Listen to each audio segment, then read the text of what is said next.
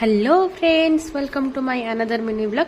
तो आपण मैंने जमती कि जानी थे मुझे मो सांग घर आई मीन बरगढ़ आसी पहुँची सारी। तो ये सी मत क्वार्टर बुलायापी तौक नहीं आसाला। यहाँ जो देखुं यहाँ हूँ घरटा एवं क्वार्टर तौक आसलु बुलायापी। तो यहाँ देखो आम गार्डन को जाऊँ। गार्डन टा देखिए कितना सुंदर भाव में ये। तो फास्ट रो आम पशु पशु ये रेड फुल जोटा कि आम एपटे अशोक फुल बोली कहते। आपण मान पटे कौन कहते कमेंट सेक्शन में जनइबे।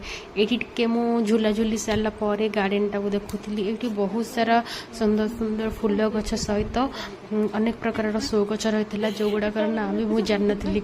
आ फास्ट मो तो बेसी नजर जाता ये आंब टिके जोटा को आम देखिपु छुई पार्थ मात्र खाई पार जो बहुत मन दुख था। खाली से भी नुहे ये अनेक प्रकार शो गछ भी रही जोड़ा कि देखा बहुत सुंदर भी लगुला।